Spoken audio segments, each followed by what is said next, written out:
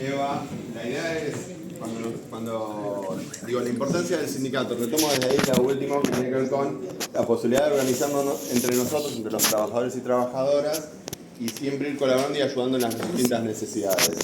Como sabemos, la instancia de un concurso, además de celebrada, suele ser un proceso para los que lo atraviesan estresante, difícil, más allá de la dificultad del mismo que tenga el examen en las distintas etapas, siempre es un momento de estrés para el sujeto. Lo que intentamos hacer acá, como decía, no tenemos las respuestas a la pregunta, pero intentamos generar una charla, o la intención que venimos haciendo en todos los cursos es generar una charla sobre aquellos conceptos que nosotros entendemos que son centrales y que la lógica que no es que se preocupen por aprendérselo de memoria, sino que más que nada que entiendan la lógica, porque ustedes la ventaja que tienen en el examen, en el formato del examen, es que hacer multiple choice, si entienden el concepto, van a poder eliminar rápidamente las opciones que sean que no son, porque van a entender, siempre hay una o dos que son sustancialmente, que no son y se van a dar cuenta. Y en todo caso ahí van a reducir el margen de error. Si además leen más de una vez, seguramente puedan distinguir aquellas que son una trampa, que le cambian una palabra al concepto y lo van a poder identificar. Esa es la lógica de la charla. También sabemos que nos enfrentamos a un auditorio que seguramente tenga diversidad de experiencia, tanto en la formación como en la experiencia. De hecho, tenemos en compañeros del consejo actualmente que están trabajando. Yo por lo menos ubico a alguien, pero seguramente... Sí. Ah, claro, y también... Y tenemos compañeros que quizás es, como decía Eva, la primera vez que vienen. Y con respecto al paradigma de derechos del niño, todos están en tema, todos vienen trabajando con niñez. Algunos es el primer acercamiento que hacen a las normas de niñez. No, todos han leído alguna vez. Bueno, entonces simplemente va a ser una charla. Y ustedes van a poder ir recuperando o recordando nociones. Como saben, el marco normativo, yo me voy a dedicar más a la parte proteccional. Yo no trabajo en el área penal juvenil, durante 10 años trabajé en una unidad especializada en maltrato infantil juvenil. Ahora estoy en el área del Consejo que se dedica a la restitución internacional, procesos de situación de vulneración de derecho internacional. Y en esta charla me voy a abocar a eso, a la estructura general de lo que es el paradigma de protección integral del derecho y las normas que le incluyen a ustedes en el examen, que básicamente son la Convención del Derecho del Niño, la Ley 26061 y la Ley 114. ¿Sí? Sobre esa estructura, que es el andamio del sistema, el marco normativo vigente a nivel nacional y en la Ciudad Autónoma de Buenos Aires, hay un proceso histórico que se inicia a nivel internacional que tiene que ver con una herramienta, un instrumento internacional que es la Convención. La Convención se sanciona en el año 89, participan prácticamente todos los países del mundo y la convalidan muy rápidamente todos los países del mundo, a excepción en su momento actualmente de Estados Unidos. Estados Unidos es el único país que no adhiere, que no es firmante de la Convención. Había otros dos ejemplos, un país de África y alguno más, pero creo que inclusive esos países ya ratificaron la norma actualmente. Y la Argentina también. Y en la Argentina hay un proceso que después demora muchísimos años, 15 años, hasta que tiene la normativa actual, que es la Ley Nacional, que deroga lo que se conoce como el paradigma de la protección irregular o el patronato, que era la Ley Agote. ¿Hasta acá me siguen? Sí. 1908, Ley del Agote, la sociedad argentina empieza a ubicar a principios de 1900 una preocupación sobre la atención de la niñez, sobre el paradigma médico hegemónico y el positivismo. Y la preocupación dominante era el niño en calle, el niño transgresor, y sobre eso diseña todo un sistema de atención de esa problemática. El tema era que era ahora lo vamos a ir viendo, las diferencias de enfoque sobre el abordaje de esa problemática. En el año 89 se ratifica la convención y en el año 1994, con la reforma constitucional, se le da rango constitucional a la convención. Pero no va a ser hasta el año 2005 que se sanciona la ley 26061, que se deroga de hecho la normativa nacional, que era la de 1908. Y en el medio tenemos una avanzada, que es la Ciudad Autónoma de Buenos Aires, porque cuando se forma la Ciudad Autónoma de Buenos Aires y puede discutir su constitución, incorpora ya en la discusión de su marco normativo la reforma constitucional 94. Entonces dicta la ley 114, que responde a los preceptos de la convención. Me falta un cuadro acá. A los efectos esquemáticos, estas serían las diferencias sustanciales en la lectura de los dos paradigmas. Por un lado tenemos la doctrina de la situación irregular, como decía, que ubica a los niños, niñas y adolescentes en lugar de menores e incapaces, que las políticas que se desarrollan para el abordaje de los menores e incapaces tiene que ver con un fuerte control social, por una fuerte figura como es la autoridad judicial, que entiende al sujeto niño como un objeto de tutela, esa autoridad del juez de menores, que ese juez interviene desde algo que se conceptualiza a posteriori, que es el paternalismo justificado, que tiene que ver con quién entiende qué es lo mejor para un niño o una niña, y que los fundamentos para la intervención tienen que ver con la situación de riesgo, el peligro material o moral, el abandono. Estos son los fundamentos que permiten al Estado intervenir sobre la situación de un niño. Con el nuevo paradigma, que se lee como de protección integral de derechos, las niñeces pasan a ser sujetos titulares de derechos. Esta es la base sustancial, este es un cambio sustancial respecto de los menores. No es simplemente un cambio normativo, por eso ahora vamos a ver, pero cuando lean la normativa, denle mucha importancia cuando lean las definiciones en los marcos normativos de qué implica ser sujeto de derechos. Porque implica no solo el reconocimiento de todos los derechos que se le reconocen a un adulto, sino implica algo aún más importante, que implica una restricción al arbitrio del Estado en la toma de decisiones respecto de un niño. Esto que podemos charlar, y seguramente si abro la palabra todos tengamos para opinar. Yo sigo teniendo intervenciones, y antes de ayer tuve una intervención con un compañero de un servicio local, que sustentaba su evaluación de la situación sobre, y así lo planteaba, cito textual a la compañía: pensamos que le podíamos dar una esperanza de vida o una mejor vida, cuando lo que estaba, esa estructura de pensamiento estaba sobre la toma de decisión de separar al niño de su familia. Cuando decimos que la categoría de sujeto de derechos implica una restricción al arbitrio del Estado y de los operadores del Estado, es entender que ante todo, quienes operamos en estos dispositivos, tenemos que ser respetuosos del derecho que tiene un niño, por ejemplo, al derecho a la convivencia familiar. Y digo esto porque cuando yo, frente a esa posición de la compañera, que era legítimo, porque seguramente las condiciones existenciales de vida no eran las mejores, planteaba, creíamos que era lo mejor, que le podíamos dar un mejor futuro. Le pregunto si tenía, la niña en cuestión tiene 10 años, si había conversado sobre la alternativa convivencial en una institución. Y la respuesta fue no. Y de nuevo, la posición de bienestar se sustentaba, en este caso en particular, en el creer que la situación era mala y la opción era mejor, pero desde su percepción, no desde incluir el derecho a ser oído.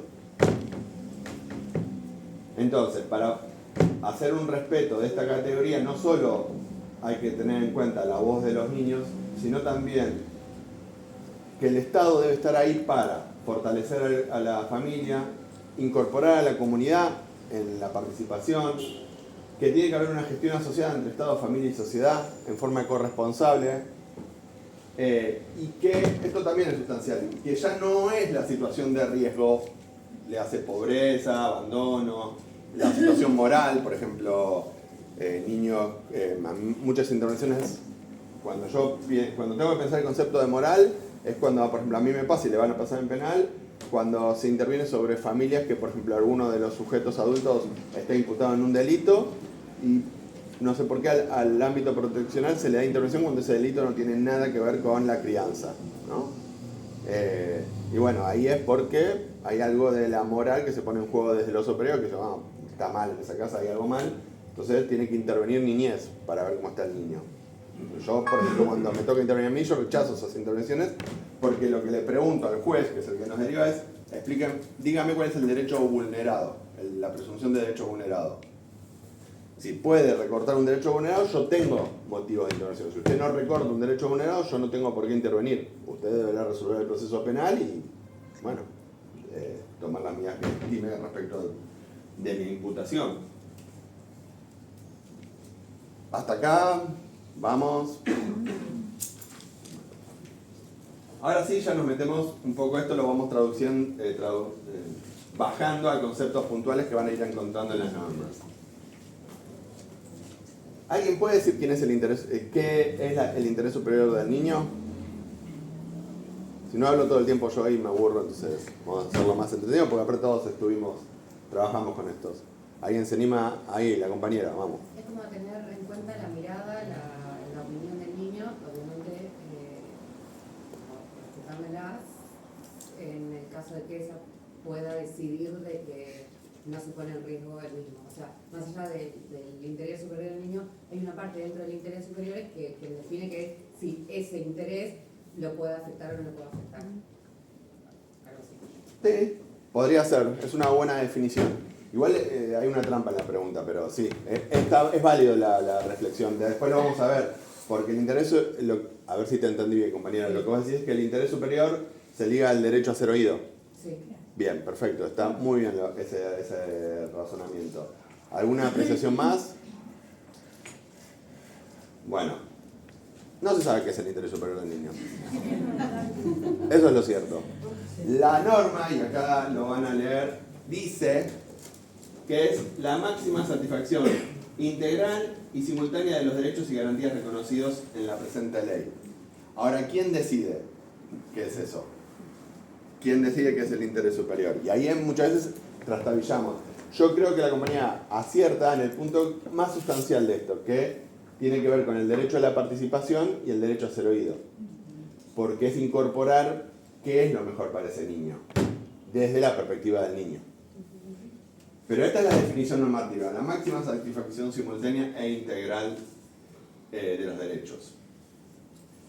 Yo creo que en este punto, en esta filmina, cuando estudien, esto les puede ayudar para ubicar rápidamente en dónde está en cada artículo la definición de este concepto. Por ejemplo, en la 26.071 lo van a encontrar muy rápidamente en el tercer artículo. Y en la 114 en el segundo artículo. Un poco lo importante de esto es que entender que el interés es la definición estructural y sin embargo muchos juristas lo han cuestionado por ambiguo en este punto que estamos charlando. Pero en eso estamos. Y con esto debemos laburar. Después, otro concepto sustancial que ya nos adelantamos tiene que ver con la categoría de sujeto de derechos. Y ahí también vuelvo a lo que traía la compañera, porque también se liga al derecho a ser oído. Porque para definir o para darle una entidad concreta y real a la categoría de sujeto de derechos tenemos que incorporar dos cuestiones que van a encontrar definidas también sobre todo en la ley 114.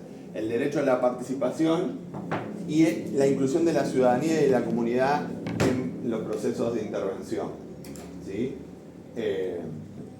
Eso creo que le da sustento a esta categoría, que puedan intervenir desde su propia voz y que sean parte no solo de la familia de origen, no solo el padre y la madre de la familia nuclear, sino también incorporar a la familia extensa, a familiares cercanos, familiares, y no solo eso, también a la comunidad, madrina, padrino, primo del alma, digamos, todo aquel que pueda demostrar en el tiempo que es parte de la vida de ese sujeto niño.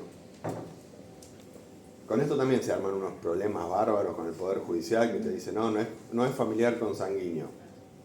No es, para pensar una estrategia restitutiva no hace falta, siempre y cuando demuestre que hay un vínculo previo, preexistente al momento de la intervención.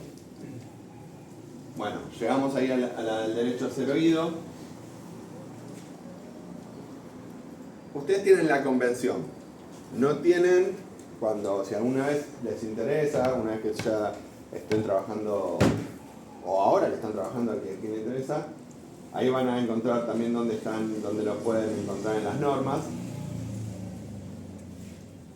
Pero es muy interesante, y no tenemos tiempo acá, pero es muy interesante, y no se lo van a tomar en el examen, así que no se preocupen por esto, que les voy a decir a continuación, pero me interesa decírselo porque para mí es uno de los conceptos sobre los que más se puede profundizar y pensar las intervenciones por parte del Estado. Es la observación general, creo que es la 14. ¿Saben lo que es una observación general? La Convención de los Derechos de... Eso también es interesante para explicar.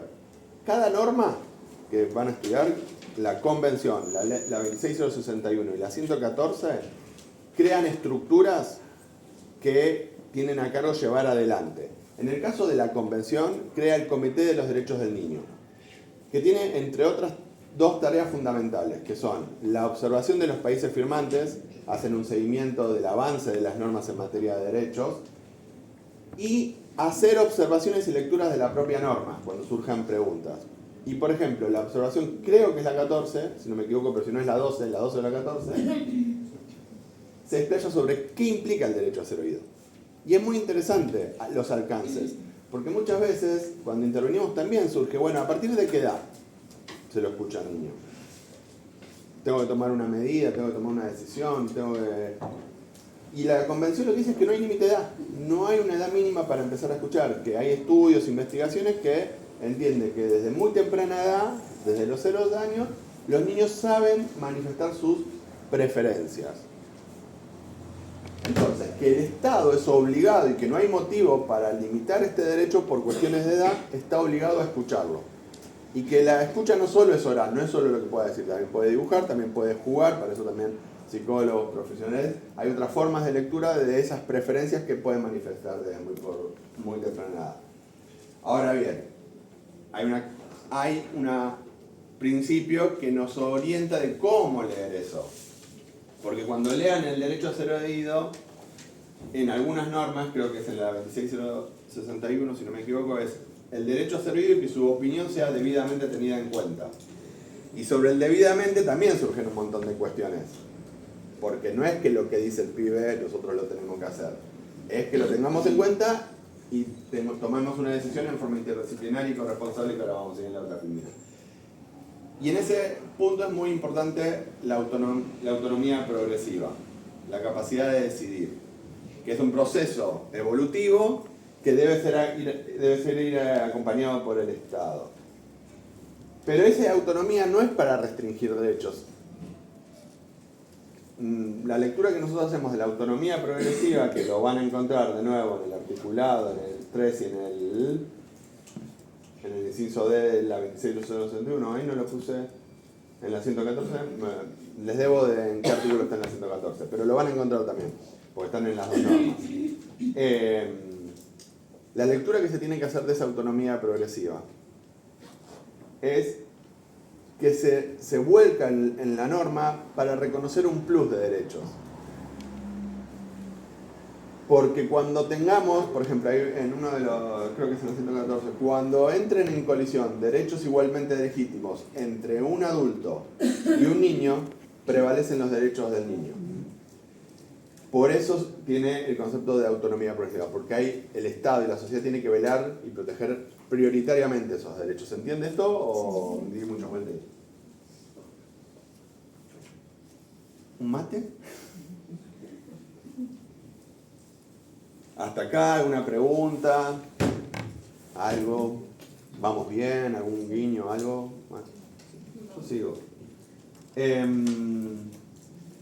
Responsabilidad de Estado, por esto que decía de el rol del Estado, de la sociedad y la familia en la garantía de los derechos del niño. Políticas públicas, artículo 4 y artículo 5 en la 26. Importante los conceptos de fortalecimiento de las familias, importante la descentralización, el concepto de gestión asociada con la sociedad civil, la importancia del trabajo en redes y organismos para la defensa y la protección de los derechos. Ahora, ¿cómo deben funcionar todas estas políticas públicas? Y acá otros conceptos que para nosotros nos parecen vital a la hora de entender el paradigma. El concepto de integralidad de derechos, el El concepto de corresponsabilidad, gran problema gran. ¿Alguien está trabajando en el Estado? Levanten la mano los que actualmente trabajan en el Estado. O que hayan pasado por el Estado. Disponibilidad Bueno. hace 15 días. Después de 25 años. Experiencia un montón. Claro. Bueno. Todo funcionaba más o menos hasta que llegó. Instituciones estatales, ¿Qué políticas hay? públicas. Sí. Que hayan trabajado dentro del sistema de protección, sí. Sí, 27 años. Mucha experiencia. Mucha. Pero acá estamos. Remándola entre todos, entre los trabajadores y dándonos una mano porque a esto se nos enfrenta entre todos. Nosotros trabajamos en un hogar, o sea que sabemos de qué pasamos. Bien. Y todos tenemos la visión de que hay otro que no trabaja bien. Pero lo loco de eso es que ustedes también pueden ser el otro del otro que trabaja mal. Ténganlo en cuenta cuando piensen. Pero bueno, sí, hay un principio y una manda que tiene que ver con el concepto de corresponsabilidad, que es la importancia de la articulación. Porque, como ayer escuchaba, el mandamiento o el principio de integralidad es una necesidad conceptual de entender los derechos, ¿no? Los derechos humanos, entre sus características es la integralidad, la interdependencia de los derechos. Entonces eso es una lectura conceptual en el abordaje, la necesidad de entenderlo, como decíamos, en el interés superior. Pero la corresponsabilidad es un mandato práctico de cómo eso tiene que implementarse entre las instituciones que abordan las distintas necesidades de un niño. Escuela, salud, jueces, organismos de protección locales.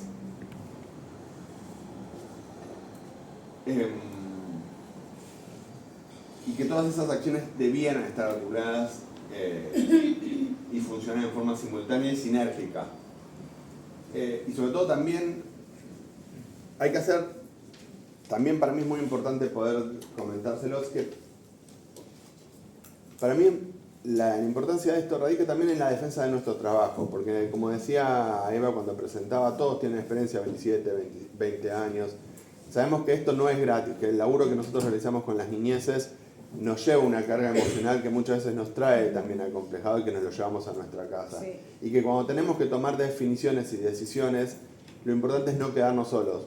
Cuantos más actores estén involucrados en la toma de decisión respecto de las niñeces, más protegidos vamos a estar nosotros y más seguros de que es la mejor decisión. Por eso hay que hacer la mayor cantidad de esfuerzos, aunque sea a veces difícil trabajar con otros, con otras instituciones y otras lógicas, poder llegar a acuerdos en el abordaje.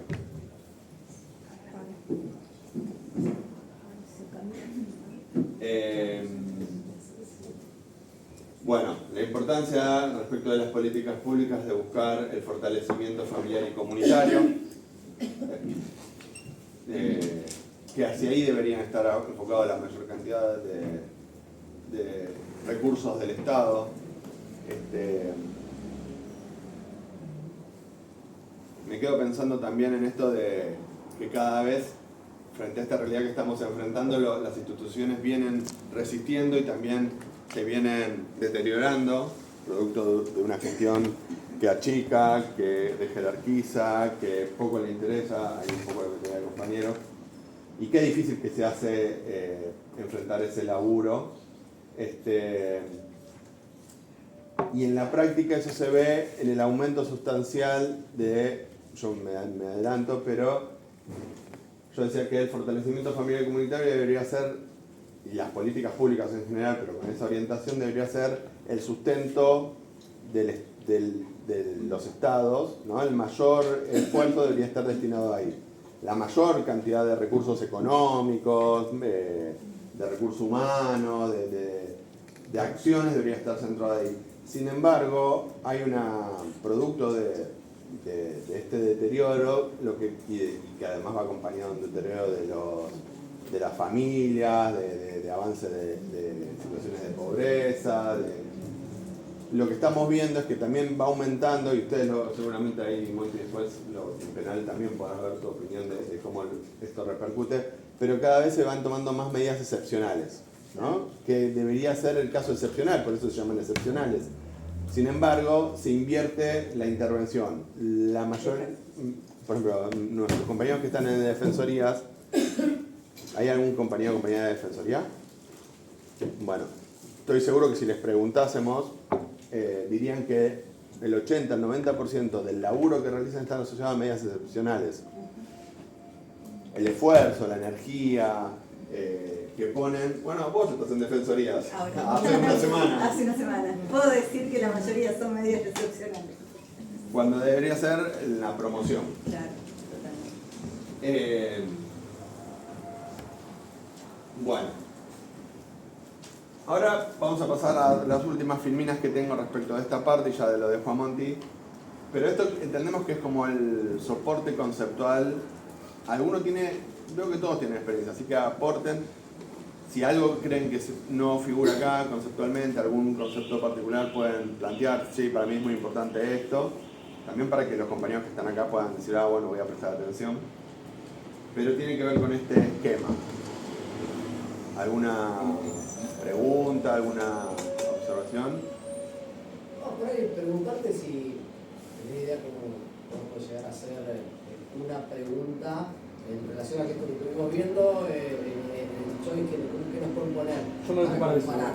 Yo me ocupo de eso. Ah, ok, muy bien. Monty responde, gracias. Yo te lo voy a... unas ideas, pero sí. Lo vamos a ver, vamos a ver. ¿Puedo anticipar algo sobre Obviamente. esta parte? Por lo menos si a mí me tocara, porque yo he sido veedor de exámenes. Pero, por ejemplo, no traje ninguna definición.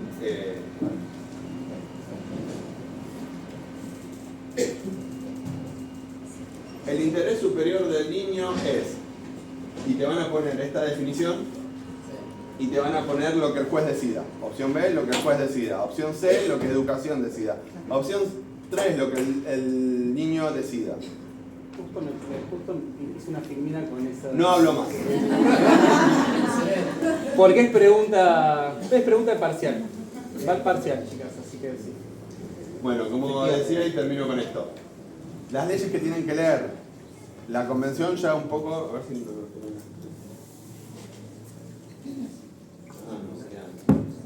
¿Tienen hasta las 7 de la tarde? No, mentira. Bueno, las leyes tienen toda una primera parte de considerandos. No les van a tomar los considerandos. No. Lo que pasa es que es muy rebuscado eso, tenés que saberla de pe a pa porque es como que te confunde un poco. ¿Los considerandos? Y más o menos, sí. A ver, nosotros no podemos afirmar, o sea, lo tienen que leer todo, eso es lo cierto como cualquier Sí, examen. por ahí te lo pregunto. Porque... No creo, no va a tomar. No. Porque aparte tiene que ver, en general, los considerandos o los fundamentos, es como que te manden a estudiar otras normas, porque es como todo lo que antecede a lo que van a desarrollar. Entonces, sugerimos que si tienen que hacer un recorte, avanzan al articulado, a lo que dispone, y van a ver que la 26 tiene la siguiente estructura. Disposiciones generales, van a encontrar, bueno, muchos de los conceptos que fuimos hablando, después, los derechos sin garantías, el recorte de esto también es muy importante, muchas preguntas van apuntadas a los derechos que tienen o no tiene un niño, por lo menos es lo que venimos viendo. Después el sistema de la definición de sistema, del 32 al 41, y después ya viene la administración de la protección de derechos, la creación de, como les decía, cada norma crea su estructura. El caso de la Nacional, hasta que llegó Milei, que existía la CENAF y lo desarmó y lo cerró, estaba la Secretaría de Niñez, Adolescencia y Familia, el Consejo de Niñez, la Defensoría que acaban de nombrarla, y la importancia también de las... Ayer o anteayer. Leí el nombre, es una abogada feminista de género de la provincia de Buenos Aires. ¿Vos la conocés? No. La defensora nueva. Sí. Bertero. Sí, bueno. Bertero se llama, viene de provincia. Viene de provincia. Yo la verdad no lo sé. También se le da lugar a las organizaciones no gubernamentales porque es la forma de darle lugar en la estructura a la sociedad civil organizada. Yo, nuevamente, después van a tener otros dos títulos que son la de financiamiento y disposiciones complementarias. No hemos encontrado que les hayan preguntado eso. Insisto, no podemos afirmar que no les vayan a preguntar porque hay 30 preguntas y algunas son filtro. Pero el 80-90% va a estar acá. ¿Me puedo sacar una foto ahí? Después lo mandan. Le vamos a mandar al filming igual. Ah, Si querés dale. sacarle, dale, pero... Porque anda para el tuje el coso este ya no lo sé. A ver si te saca ahí. Bueno, acá el artículo 32 van a encontrar lo del sistema. Que acá me voy a adelantar porque ya estoy un poco excedido, ¿no? Ah, Son menos 10, estamos Bueno. bien. Una de las cosas que para nosotros también era como sustancial del área proteccional o de la promoción y protección y restitución de derechos, tiene que ver con dos lecturas del sistema.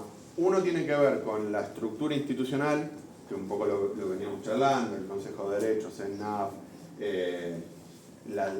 los principios de corresponsabilidad. Digamos, el sistema, la definición del sistema, esto también es importante, no la sé de memoria, no la quiero, ahí la tienen, pero tiene que ver con todas las instituciones que atraviesan a los niños, niñas y adolescentes. Todas forman parte del sistema y se conforman en Consejo Federal, plenario en la ciudad, tienen distintas formas de incorporar ese abordaje. Pero básicamente son todas las instituciones que atraviesan a un niño. Esa es la lectura institucionalista del sistema. Y hay otra forma de pensar el sistema que es con lo que el sistema hace. ¿Qué hace el sistema? Y acá es donde van a encontrar, esto también es muy importante, lo van a encontrar en el 96 y en la 114. ¿Qué hace el sistema? Adopta medidas de protección integral de derechos. Habíamos visto, define y desarrolla políticas públicas, ese es un primer quehacer. Pero después, adopta medidas de protección integral de derechos y medidas excepcionales. ¿Todos están familiarizados con estos dos conceptos? Sí. Bien. La importancia en ese orden debiera ser, como decíamos, en una forma de pirámide, políticas públicas y acciones de promoción de derechos, medidas integrales, que son todas aquellas acciones que el Estado adopta para remover o garantizar el acceso a derechos de niños, niños y adolescentes. Y cuando estas dos estructuras o cuando estas acciones fracasen, el Estado tiene la posibilidad de adoptar una medida de carácter excepcional por el menor tiempo posible y con el objeto de restituir los derechos que se presumían vulnerados. El fundamento siempre debe ser una grave vulneración de derechos. Se debe priorizar los ámbitos familiares, siempre ir yendo desde los anillos más centrales a los más, incorporando familia extensa, comunidad, como opciones, y eventualmente solo, si no hubiera nada, pensar en el dispositivo institucional como una alternativa a la restitutiva de manera excepcional. En mi labor cotidiana siempre me sirve pensar y volver a lo del interés superior. Cuando yo adopto una medida excepcional o cuando yo decido o cuando colectivamente o cuando en el marco de mi trabajo decidimos que frente a una grave vulneración de derechos, yo le decía que me dedico al maltrato infanto-juvenil, lo mejor es la separación del niño o niña de ese grupo familiar, siempre me sirve pensar en la categoría del interés superior del niño porque yo lo primero que pienso es que estoy vulnerando un derecho, pero que lo hago porque entiendo que se encuentra amenazado el de otros derechos que ponen en riesgo la vida. ¿Sí? Entonces, sobre esa lógica, adopto una medida, pero luego de adoptarla, busco las formas de revertir esa medida. Por eso lo del menor tiempo posible.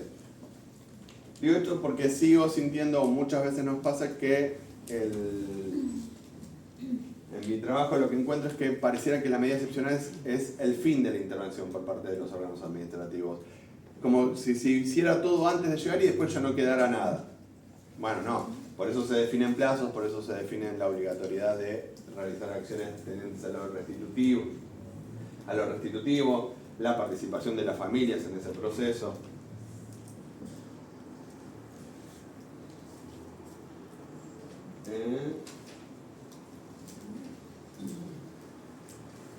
Y todas las medidas, esto también es importante. ¿Se acuerdan cuando decíamos que, porque esto también puede ser la figura del juez en el anterior paradigma era la figura central?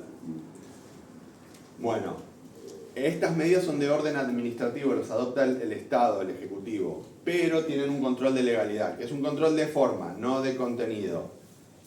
Y esto parece una obviedad, pero si tuviera alguien de la Defensoría, preguntaría cuál es el rol de los jueces de ciudad en las medidas, y seguramente nos contarían que se intrometen en las estrategias. Entonces ya no es solo un control de forma, sino que es cómo el patronato se sigue inmiscuyendo en el paradigma de protección integral. Porque ahora, de nuevo, las defensorías tienen que convencer al juez de lo que deciden las defensorías es lo mejor. Bueno, problemas que seguimos teniendo a 30 y pico de años de la convención, de la ley y demás.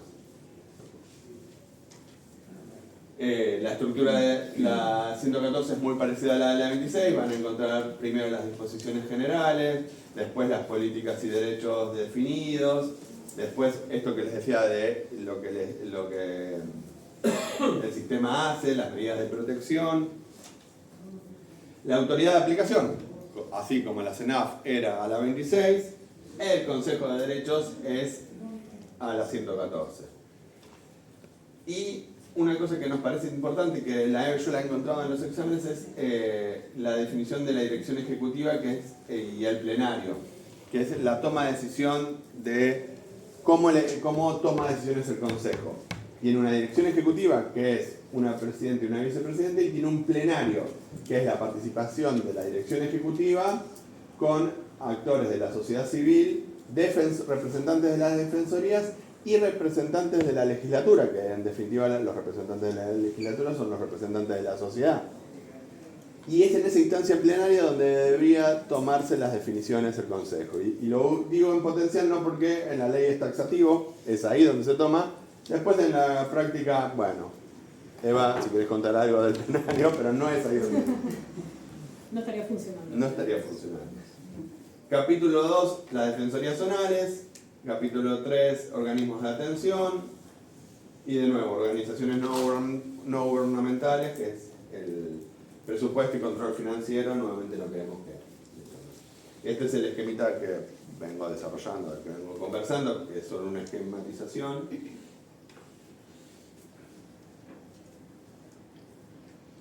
Y ahí está, que en esta primera instancia intervienen todos, y en las instancias de las medidas, tanto integrales como excepcionales, solo el Consejo en la ciudad adopta esas medidas con control de legalidad. Esta es la estructura del Consejo que... No, eso tenemos muy bien. Eso ya es mi parte. No, entonces ya... Bueno, hasta acá lo mío. Más o menos una pregunta, algo... ¿Bien? Bueno, si no, al final. Bien. Monty. Un aplauso, compañero.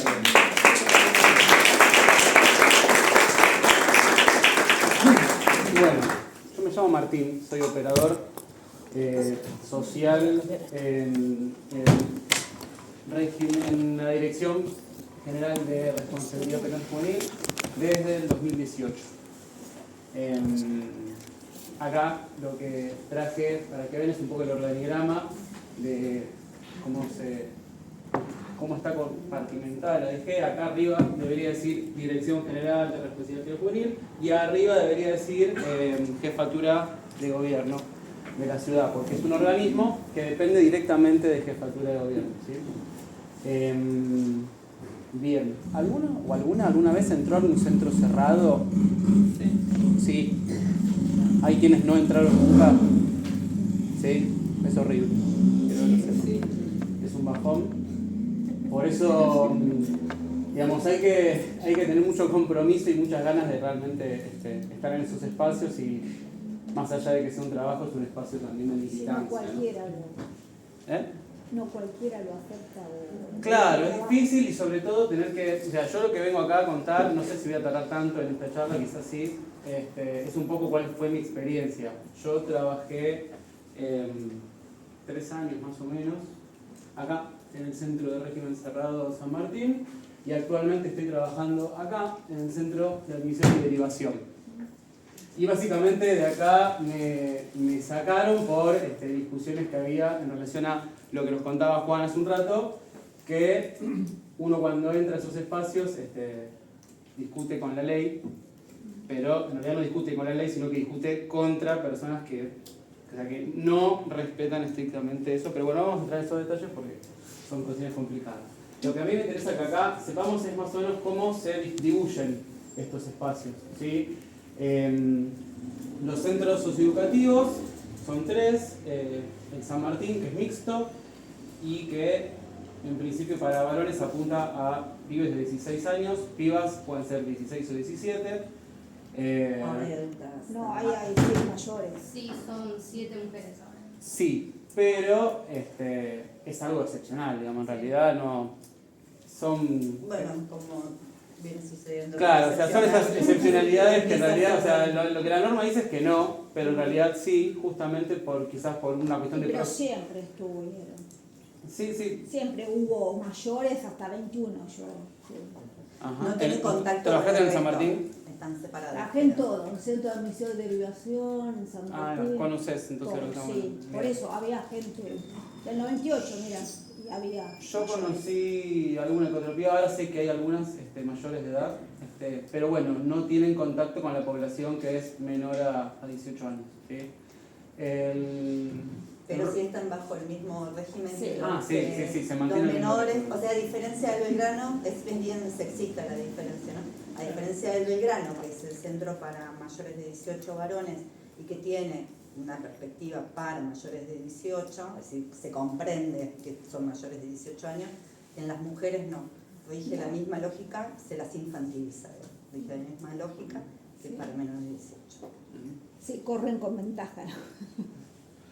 Bien, bueno, el ROCA, que es el Agote, tenemos un centro que tiene el nombre de la vieja ley de patronato, que, bueno, dice ROCA ahí, pero ROCA, Agote, y el Belgrano, como decía la compañera, que son para ya jóvenes, adultos, que ingresaron en el circuito penal teniendo 16 o 17 años, y por una cuestión de proceso y de estrategia de la defensa, se propone que continúen en ese circuito, en el circuito penal juvenil, y no que pasen a una unidad. Después hay dispositivos, como dice acá, alternativos a la privación de libertad. Estrictamente hay 3 residencias, una es para mujeres, 2 para varones.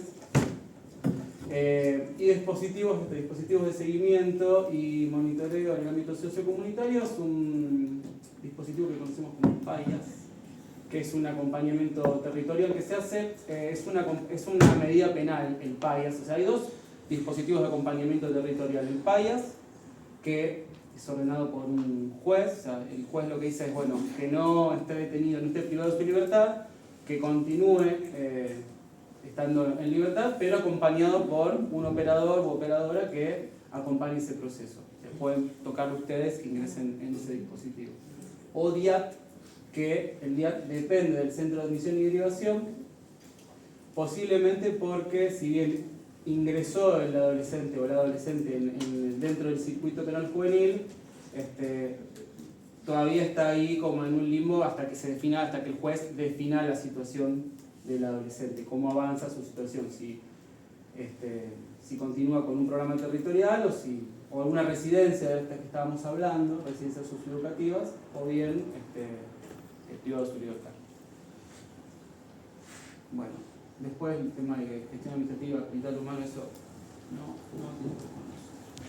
Bueno, acá ya vamos como achicando el embudo y nos acercamos a las leyes que tienen que ver con nuestro ámbito, o lo que va a ser nuestro ámbito de desempeño, que es la cuestión penal juvenil. Y una de las leyes que rigen el régimen penal es la 22.278, que es una ley que fue sancionada durante la dictadura, en el año 1980. Y acá hay 2 cuestiones. ¿Sí? Por un lado, lo que establece, que es umbral etario, o sea, que define qué adolescente es punible y qué adolescente es no punible. cómo será el procedimiento. Esto es muy esquemático, ¿no? Lo nombré acá como para que más o menos tengan una idea. Que se investigue, que se peritaje, que se hacen informes, ¿sí? Que se cumplen efectivamente cuando se lo declara culpable de alguna cuestión, cumple la pena privativa de libertad, que responsabiliza, o sea que hay también un guiño hacia padres y tutores, familia digamos y tutores, pero habla de padres puntualmente, y bueno, la aplicación de cómo va a ser la aplicación del régimen penal juvenil. El cuestionamiento es el sesgo tutelar, ¿sí? Que habiendo hoy leyes de protección integral y que consideran al adolescente como un sujeto de derecho, todavía esa mirada tiene ese sesgo tutelar de la antigua ley Agote. También las restricciones de garantías procesales y que no cumple, en este caso, con los estándares de las... hay un desfase con los estándares internacionales, en este caso con la Convención del...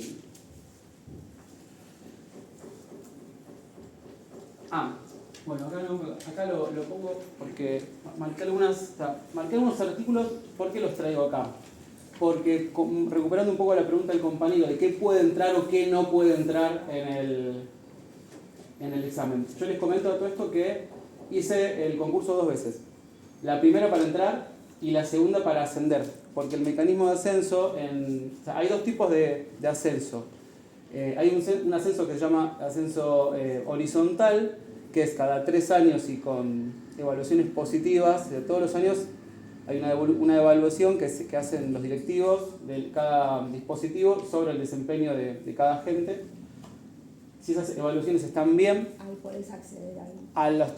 con 3 evaluaciones positivas avanzás a un llama de escala o de tramo, de grado, gracias. Avanzás de grado. O sea, si uno está en grado, por ejemplo, inicial 2, pasás a ser inicial 3, por ejemplo.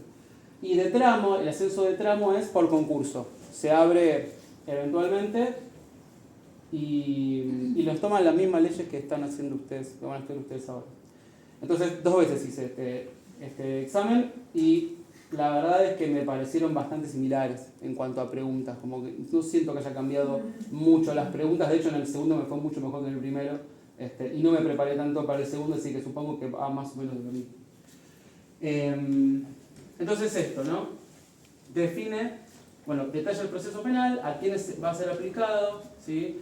Esto es importante, ¿sí? Si no hay prueba fehaciente de la edad del adolescente, se presume que es menor. O sea, si el pibe dice yo tengo 17 años y no hay forma de constatarlo, cosa que hoy por hoy es bastante difícil, se tiene que tomar como por válida lo que el adolescente expresa, en sistema con lo que decía Juan del derecho a ser oído, ¿no? Después, principios y garantías que establece esta ley de régimen procesal, que es de la ciudad, ¿sí? No es una ley nacional. Bueno, el juicio previo, esto que nadie puede ser condenado sin que se realice un juicio, ¿sí? Que tiene que respetar todos los derechos y garantías establecidas, incluso en todos los tratados, ¿sí? Que eso rara vez se cita, o a veces sí, depende de qué tratado. No todos los tratados se traen en las resoluciones o en los fallos de los jueces. Después esto, ¿no? Que nosotros en el CAD a veces lo vemos, muy rara vez, pero a veces se ve, este artículo 12 que dice prohibición de persecución a no punibles: nadie puede ser sometido a intervención del Ministerio Público en la jurisdicción de los jueces y juezas penales juveniles cuando no tiene la edad requerida. La realidad es que cuando, digamos, en lo práctico, si hay un adolescente que ingresa muchas veces al circuito penal, depende qué juzgado sea, hay varios juzgados nacionales de menores, ha ocurrido que los convocan a los adolescentes a comparecer adelante de los jueces para, entre comillas, muchas, hacer una suerte de tirada de orejas al pibe o a la piba. Eso va en contra de lo que dice la ley de régimen procesal penal juvenil de la ciudad. Ah, le llega el tutelar, ¿no? ¿Eh? Le llega el tutelar, el primero que estuvo en la primera causa. Después, bueno, solución del conflicto. Bueno, se impone una pena como último recurso. Eso también es importante. También conocemos o sabemos que hay juzgados, como decimos ahí en la jerga, más verdugos o menos contemplativos que otros, ¿sí? Hay juzgados que son más ante la reiterancia de algún tipo de infracción o de posible infracción, adentro.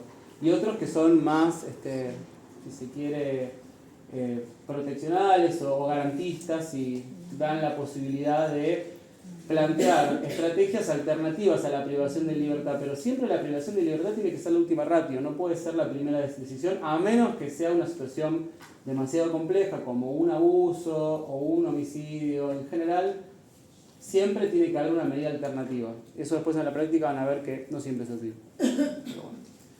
Es decir, esto seguramente, esto yo lo he visto en exámenes, así que les paso el dato porque es lo que yo recuerdo. Después, bueno, acá las vías alternativas, eso entra seguro, yo me acuerdo calcada esta pregunta. ¿Cuáles son las vías alternativas de conflicto? Y quizás uno tiene que marcar más de una, ¿sí? Bueno, son dos, la mediación y la remisión, y explica más o menos de qué va cada vía alternativa a la resolución del conflicto, ¿sí? Como para tener en cuenta, digo, ¿esto quiere decir que va a entrar en el examen? No, pero es muy probable, yo lo vi las dos veces que lo rendí, Y la estaba. mediación seguramente. No, es que les pregunto cuáles son. Entonces usted y les pone quizás 4 o 5 opciones y tienen que marcar 2. Digo, porque ese es multiple choice, pero no es que tienen que marcar una sola respuesta, puede ser que parezca más de una. Esta resolución es una resolución que salió en septiembre del año pasado. ¿Sí? Es larga. Yo acá sinteticé la primera página, nada más. Pero es una resolución que explica todo el proceso desde que el pibe ingresa al CAD, que es como la puerta de ingreso al sistema penal juvenil en ciudad, hasta que es derivado a un centro cerrado o eventualmente a una residencia, o si está privado de su libertad, recupera su libertad, o sea, cuando le dan el ingreso al pibe. ¿Sí?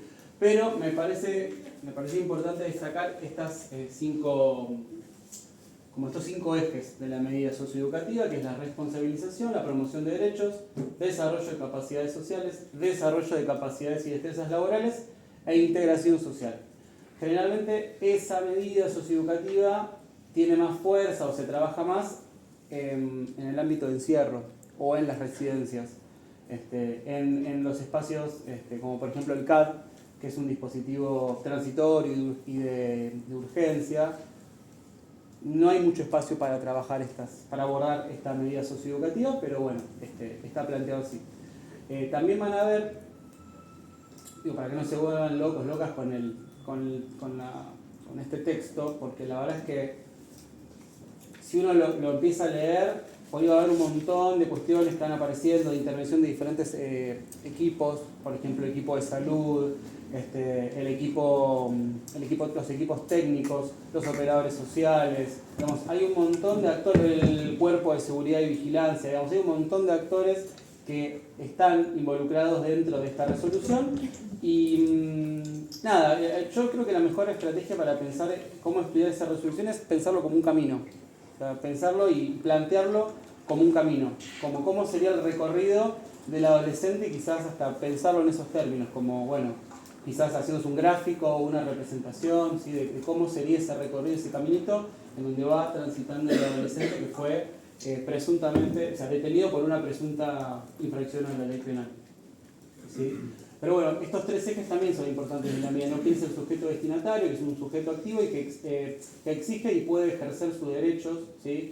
Que hay una responsabilidad subjetiva ahí jugando bien presente, o debería estar bien adelante en este marco, y la construcción de un proyecto de vida, como también son 3 ejes que sostienen esta medida socioeducativa. Para mí, de todo ese recorrido que plantea la resolución, el eje está en esta primera 2-3 primeras páginas que ahí está todo planteado y detallado. Monty, ¿lo podés repetir que no leo desde acá? Los ejes. Sí. Responsabilización, o sea, se trabaja con el adolescente. La responsabilización, la promoción de derechos, el desarrollo de capacidades sociales, el desarrollo de capacidades y destrezas laborales. En su momento, ¿siguen estando los FP, Sol, en los centros? Siguen estando, sí. Hay, bueno, yo me acuerdo que cuando estaba en el San Martín hacían talleres de carpintería, de cocina, de peluquería. El de peluquería era bien ponderado siempre. Y salen con un certificado de haber hecho ese tramo de formación que, imagínense que para los pibes, y las pibas también, pero hablo en general, era muy lindo tener como un título, dárselo un certificado, dárselo a la familia, como se celebraba, como que tiene otra densidad, ¿no? Ese título. Sí, además, perdón, Sí. como que yo creo que lo que aporta eso también es como que le da la apertura a que es capaz de quizás tener como un proyecto propio, Claro. ¿no? Como eso, como depende qué capacitación es la que esté haciendo, como la idea del proyecto, como para un futuro, como es, no es solamente como todo el proceso que está pasando en ese momento, sino como estoy haciendo esto y también como una perspectiva pensar para el futuro, y una claro. vez como también obtenido eso, se logran un montón de cosas. Sí. Se puede llegar a lograr un montón de cosas. Es que sí. Piensen que hay una definición que yo la recuerdo de un libro que se llama El problema carcelario, que dice que es la definición de preso social. El preso social es aquel que va avanzando en la pérdida de derechos hasta que el último derecho que pierde es la libertad. Y ahí es donde empieza, ahí es donde debería empezar a recuperar y restituirse, digamos, en la privación de libertad el sujeto empieza a recuperar y a restituir sus derechos. Algo que es paradójico, pero bueno, está planteado de esa manera. Y piensen que hay muchos de estos adolescentes que pasan por estos espacios que, digamos, tienen trayectorias de vida marcadas por el dolor, por las ausencias, por las carencias. Bueno, quienes trabajan en otros dispositivos por ahí convivenciales, pero de otra índole, sabrán de lo que les estoy hablando. Acá ya lo que está jugando es la cuestión penal y punitivista. Y lo que implica eso, o sea, es el estigma, básicamente, que recae en estos sujetos que, justamente por haber cometido, presuntamente, porque la verdad es que hay muchos pibes que quizás son privados de su libertad sin juicio, ¿sí? Sin haber atravesado por un juicio. Todo, como dijiste. Depende del juzgado. Por ahí es una pavada y sin embargo... Sí, claro, por ahí un pibe, yo me acuerdo mucho el caso, me acuerdo muchos casos, pero hay un pibe que lo recuerdo siempre porque él solamente, digamos, robaba celulares, no hacía otra cosa más que robar celulares. Y el pibe tuvo un año, salió y a la semana o a los 15 días volvió a entrar. Y era un pibe que era, digamos, le faltaba absolutamente todo, pero él solamente quería robar celulares, digamos, no quería otra cosa, no le interesaba otra cosa más que robar celulares. Y digo, en el espacio, en el ámbito del encierro, hacía un montón de cosas, digamos, hacía un montón de talleres, asistía a un montón de prácticas, de todo, pero bueno, el interés de él estaba puesto ahí y costaba mucho como desarticular esa estructura que para él era esto, su vida era robar celulares. Y cuesta mucho, desde el encierro, desestructurar esa idea que él tenía construida. Es más fácil, para mí, creo, trabajarlo desde el afuera, justamente con políticas públicas que acompañen a esos adolescentes. ¿Por qué? Porque la verdad es que estando privados de su libertad y teniendo atrás a personas que te dicen qué tenés que hacer, qué no tenés que hacer, es como que eso es lo más antinatural del mundo. Lo más normal es que uno se levante y tenga su vida acompañado en el caso que lo necesite. Por eso, acompañado, pero digo, es antinatural plantear un escenario en donde todo el tiempo tenés a alguien que te dice que te tenés que levantar, y si vos no querés, que se usan la fuerza coercitiva, ¿se entiende? Que no debería pasar, pero lamentablemente ocurre. Hoy en día también hay algo a lo que te encontrás, que hablando de estas medidas excepcionales, como saben, se ha ido cayendo un montón de programas, que antes, sobre todo cuando se trata de adolescentes que están bajo lo que se llama protocolo de salud, que necesitan algún tipo de acompañamiento por algunas particularidades de su estructura psíquica, de su personalidad, de problemas de consumo, etc., y que no hay dónde derivarlos. Entonces se los sostiene bajo el sistema penal, aunque la causa no sea justificativa de que esté encerrado o encerrada, o que ya se haya resuelto la situación, digamos, específica. pero se los sostiene como una medida porque no tienen dónde enviarlo, porque no hay familia, porque no hay dónde enviarlo. Entonces se sostiene en el sistema penal. Eso es algo que digamos, está al orden del día y es justamente lo que ahora ha producido un aumento de la población. Digamos. También es bueno saber que este concurso se abre porque el aumento de la población del sistema penal, carcelario, del sistema cerrado, aumentó significativamente. O sea, ustedes se van a encontrar, si ingresan, con instituciones que están bastante desbordadas. Entonces se necesita más personal para abordar esas situaciones.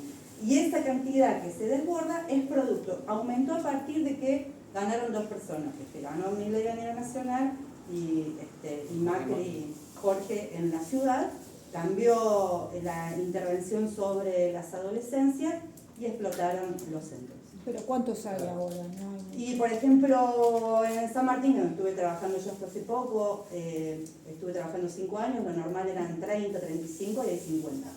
Oh, pero Bueno. nosotros trabajamos con 200, Y sí, 200 y el pico. Roca- ¿Te acordás el del Roca? era Se reventaba. 180, Sí. Y el San Martín también tenían 60. dos, Admisión y San Martín. ¿Y cuánto eran? Sí, estaba junto, había dos dispositivos. Sí, en y un éramos mismo re edificio. pocos. En el Parque Chacabuco estaba Casa de Admisión y el Instituto San Martín. Claro. El Centro de Admisión y Derivación alojaba a los chicos que era como el CAD. Ujú. Bueno, y ahí lo que se trataba de hacer era derivarlos rápido a Gote, Belgrano, Roca. Claro. Los pibes que pasaban al San Martín eran los chicos de 13 a 16 años. Ahí era por edad o por causa. Claro, no, acá son Pero ya en 16. ese momento había otra ley. Ujú. Había otra ley, Claro. había otra ley, por eso había tanto hacinamiento, tanta cantidad. Después de que cambió la ley empezó a bajar. Hasta Claro. que todos los Ahora institutos volvió de a régimen subir. cerrado los absorbió el gobierno de la ciudad. Claro, Antes es más, dependían de los la- pibes de que la decían la que se Senat, nada más. dejaban agarrar porque por lo menos tenían que comer y dónde dormir, te decía. Ujú. Cometían un delito para estar de nuevo adentro, porque no Yo- tenían otra Sí, eso perspectiva. se ve. Yo se recién ve escuchaba, bastante. perdón, el ejemplo que vos dabas del chico del celular y todo, y antiguamente hemos tenido casos de chicos que han estado 8 o 9 meses, un año por robar un alfajor en un kiosco. Sí, depende. Sí. de Chicos en qué situación de calle que no Sí, tienen sí, tal cual. ninguna relación, ningún vínculo familiar por diferentes cuestiones, y pibes que los juzgados no Bueno, los llevan a ninguno. Se van a encontrar con eso, se van a encontrar con situaciones de pibes que quizás entran y preguntan, che, ¿qué hay de comer hoy? Como, porque es justamente esa es la necesidad básicamente de, bueno, que hoy Sí, nos pasaba que robaban delante del CAD para ya entrar. bueno, tal cual. Para Sí. poder entrar y, o sea, que bañarse, comer y estar y...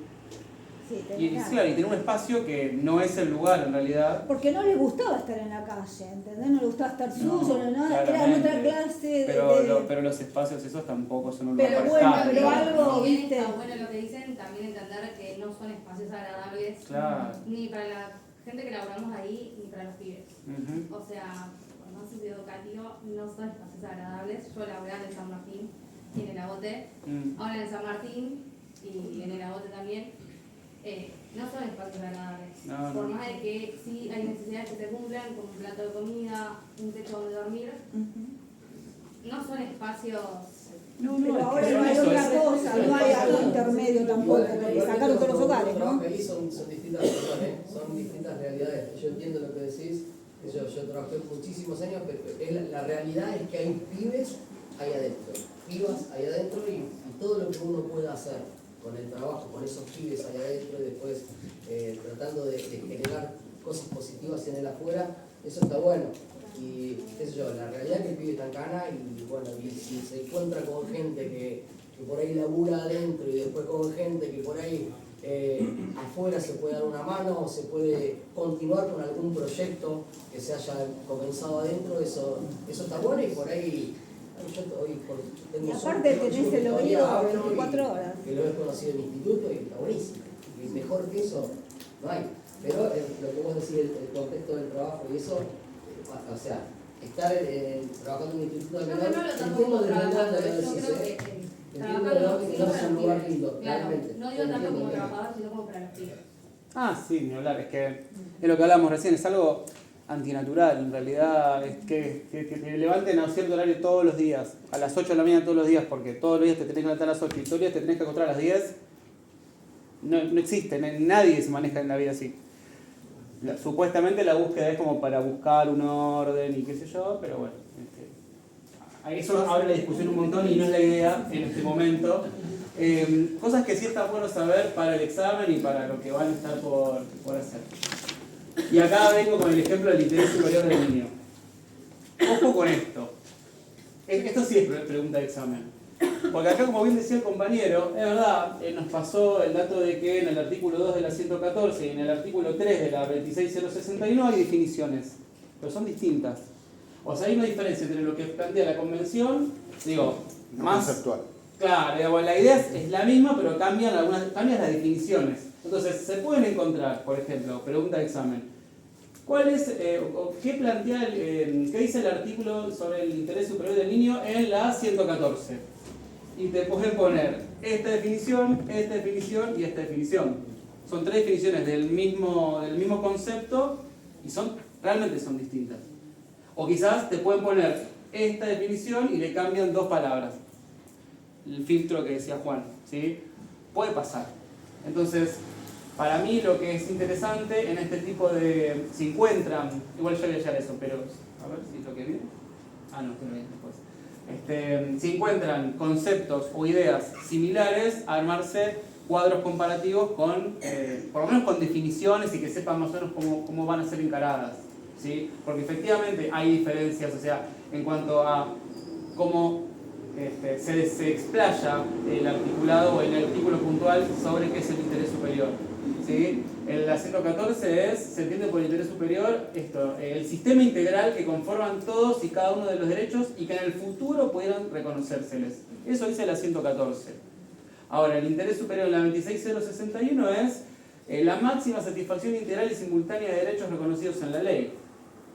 O sea, no es lo mismo. Una cosa es el sistema y otra cosa es la máxima satisfacción, pero bueno, ¿se entiende? Digo, hay que prestar atención y bueno, y ni hablar que la convención también plantea y da digamos, el artículo de cual emanan estas dos. Entonces es como el primero. También tengan en cuenta eso, ¿sí? Siempre en la estructura jerárquica, las convenciones, los tratados son como la gran base en donde emanan las políticas nacionales y después las políticas locales, claro, o municipales, ¿sí? Pero siempre el sustento fuerte es el tratado internacional que después emanan las políticas nacionales. Esto no creo que entre, pero se los cuento por algo que aprendí estando en el trabajo, ¿sí? Que los adolescentes tienen dos tipos de defensores tutelares y defensores técnicos, ¿sí? El tutelar trabaja justamente, vale la redundancia, en relación a la tutela, ¿sí? Dónde va a estar el pibe alojado o la piba. Siempre en el marco de una medida penal, articulan con equipos técnicos para saber cómo es el proceso del pibe en los espacios que está, ya sea en ámbito cerrado o ámbito libre, ¿sí? Y saber una estrategia de intervención. Ahí pueden articular con efectores de la sociedad civil o con organismos de la sociedad civil o con organismos, con otros efectores públicos, ¿sí? Bueno, los técnicos trabajan con la causa en sí, ¿sí? Con la defensa, con la estrategia de la defensa del hecho al cual se le imputa al o lado del delincuente, ¿sí? Y los delegados inspectores son parte del equipo técnico del juzgado, ¿sí? Que los visita. Exactamente, o sea, está el equipo técnico que van a trabajar con ustedes en los distintos dispositivos y van a tener contacto los adolescentes con los delegados inspectores que trabajan para el juzgado. Hacen prácticamente la misma función que los equipos técnicos de los dispositivos, pero trabajan para el juez, básicamente. Eso a mí me hubiese gustado saberlo y me fui enterando en el curso de la marcha, digamos, del trabajo. ¿Estudiaron alguna vez leyes? ¿Todas? ¿Les tocó estudiar alguna vez leyes? ¿No?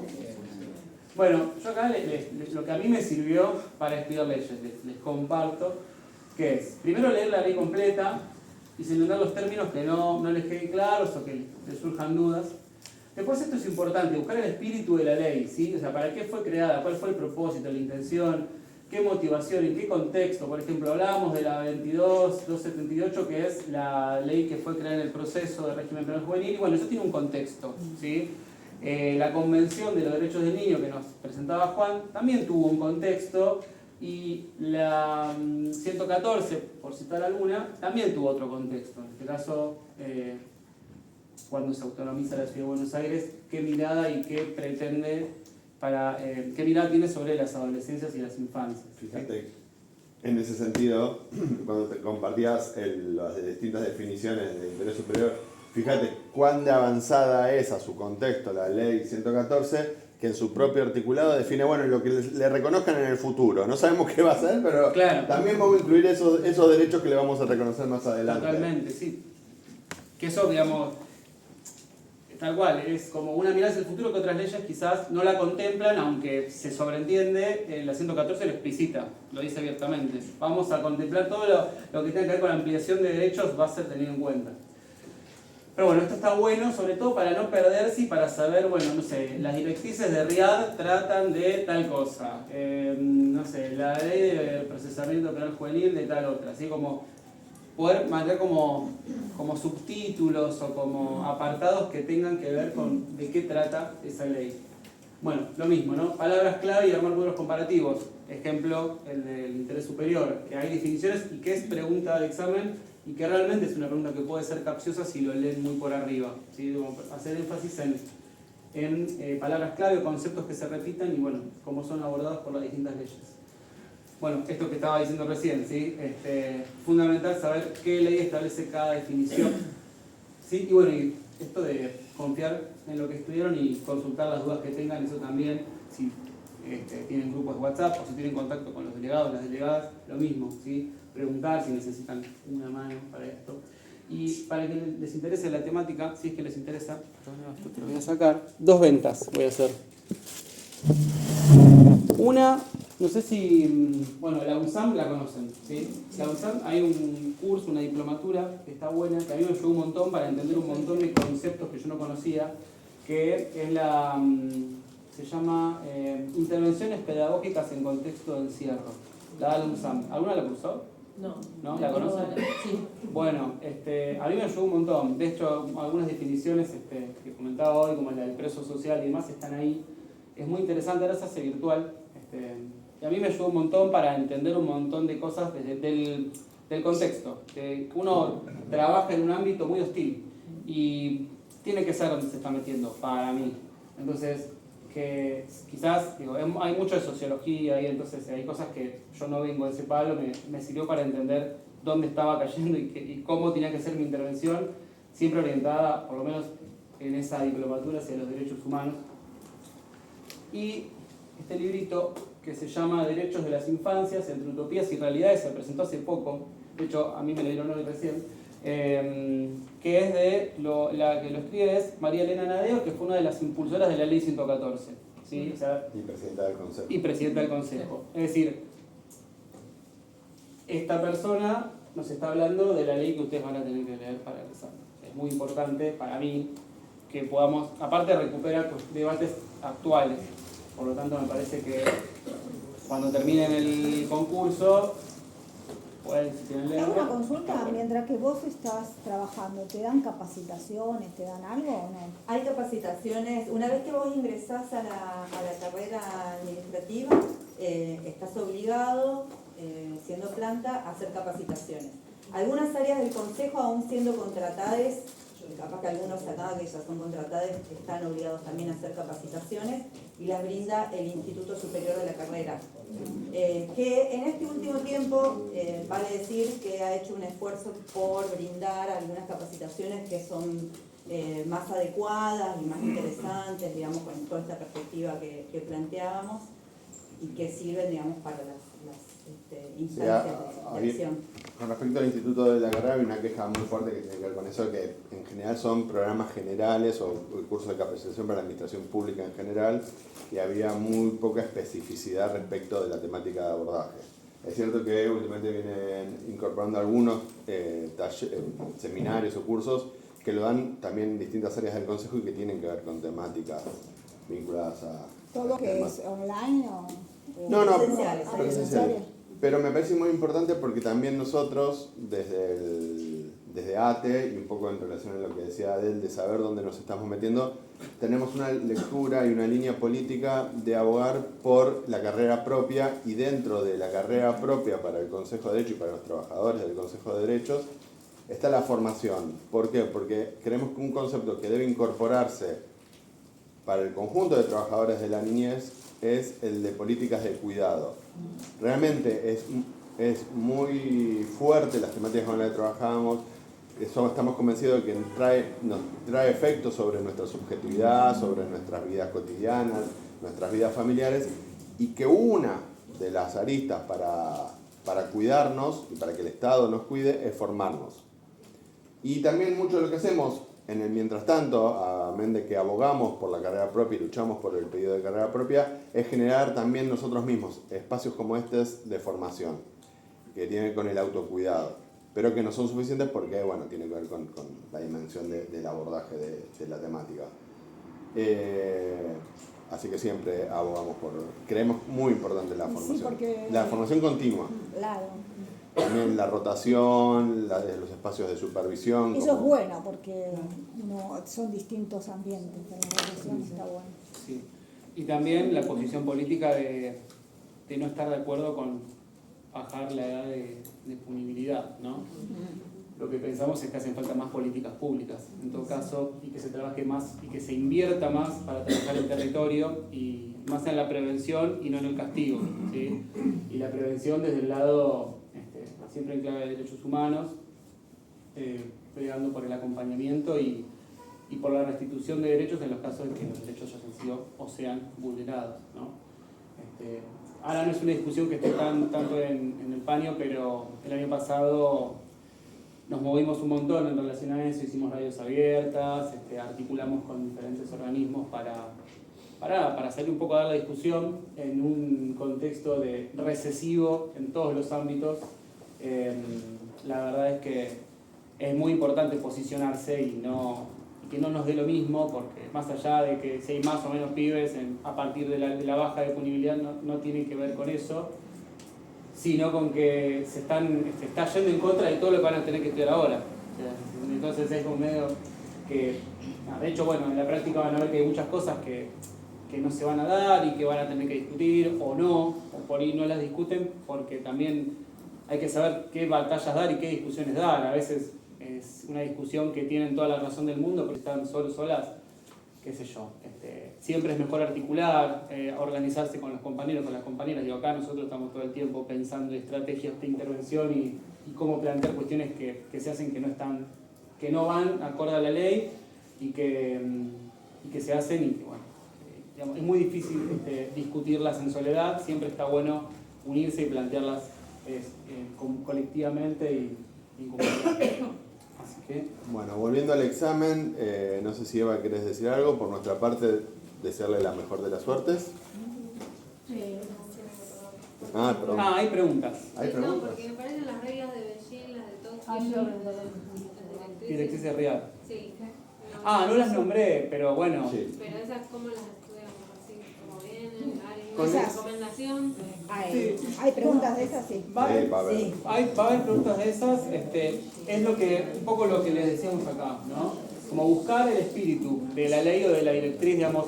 Las directrices, por ejemplo, la de Riad, la de Tokio, son más sencillas, digamos, en cuanto a los articulados. Lo que me parece que importa más ahí es esto acá, buscar el espíritu de la ley y señalar palabras clave y llamar cuadros para ese tipo de tratados internacionales, porque en realidad lo más denso para mí lo que presentaba Juan, la 26061, la 114, ¿sí? La otra, la de régimen penal juvenil, es cortita, esta es corta, ¿sí? Es una ley muy corta y anacrónica en relación a lo que estamos planteando hoy, pero son más accesibles a la hora de leerlas e interpretarlas. Lo mismo los tratados. Esta ley está firmada por Videla, ¿no? Sí, era la que va. Por Viñones. Por Viñones, me parece. Sí. Por Videla. Respondiendo a esa pregunta, también llevar tranquilidad, digamos, es difícil porque el momento de estrés existe, todos hemos pasado estancias de Aparte somos exámenes. 800.000. Sí, Entonces, es utilizar las recomendaciones que damos y que confíen en el momento del examen que el hecho de ser múltiple choice les va a orientar en la búsqueda de la respuesta. Si tienen leído el texto, si entienden el espíritu, si inclusive si llegan a hacer cuadros comparativos, ni hablar. Palabras claves también. Palabras claves. Pero si no, el mero hecho de leerlo ya por lo menos son 4 preguntas. Muchas veces quizás aunque sea la lectura consciente de la norma y pensarla, les va a permitir descartar 2. Entonces ahí ya va a haber una orientación y que seguramente le van a acertar y les va a ir bien. Porque tampoco son textos muy complejos.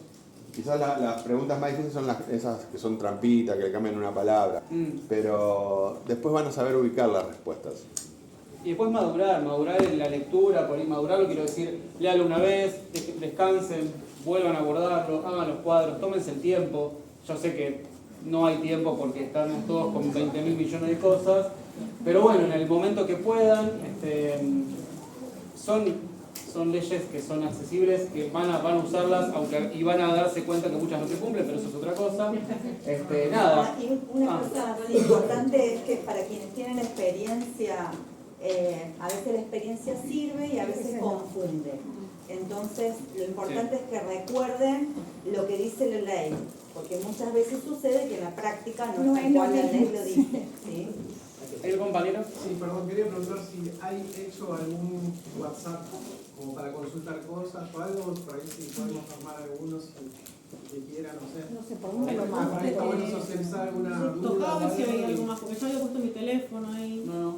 Bueno, o por el mail, no sé, el mail que nos llegó de invitación a ese teléfono es el mío, que si le llegó el mail está ahí. Sí, está ahí. Yo lo que tengo es una lista de difusión para no armar un grupo, porque después es un garrón si no pasan el examen, no presentan la documentación o algo, hay que irlo sacando lo posible. O a veces preguntas que tiene uno confunde a otros. Bueno, entonces hay una difusión, me mandan un mensajito, si alguien no tiene mi número, ahora me lo pide, me escriben, me tienen que agendar, así les llega. Yo lo que hago es agregarlos, los agrego a la difusión, ustedes me tienen que agendar, así la difusión les llega. Y ahí voy mandamos material, nosotros recopilamos toda la normativa, todos los PDF, los unimos en un único PDF. Eso también, algunos lo van a tener, un poquito, después se fueron sumando, entonces bueno, sigamos sumándonos. Y yendo a lo tuyo de las directrices y eso, le pusimos mucho énfasis a la medida socioeducativa y a la 114, la 2761, que es como lo fuerte. Con eso otros no van a tener mucho problema porque son recomendaciones de cómo deberían ser los dispositivos de penal juvenil, cómo debería ser la medida penal en sí misma. Y es mucho más fácil cuando lo lean, si todavía no lo leyeron, que es mucho más sencillo.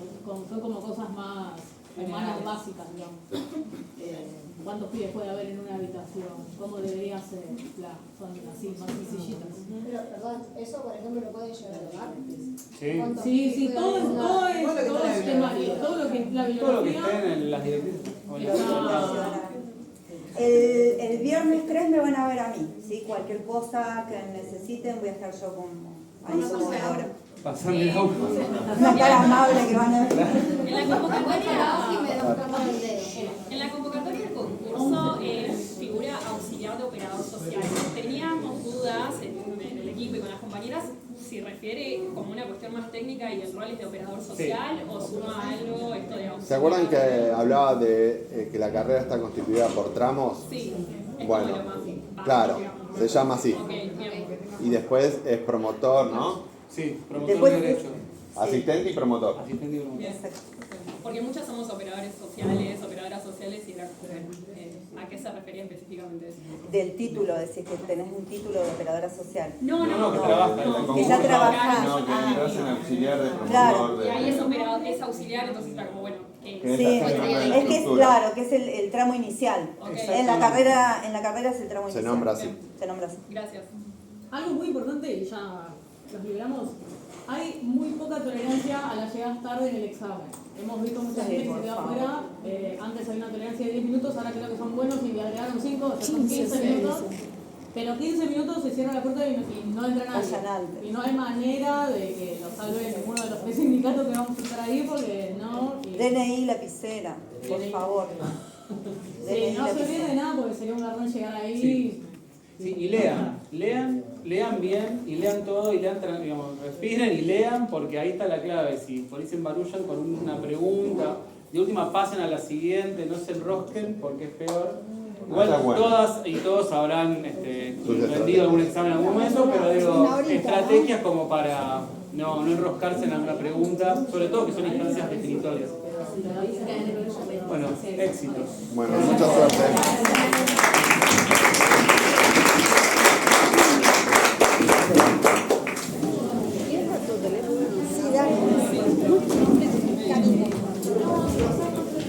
Chicos, me voy. Suerte, compa.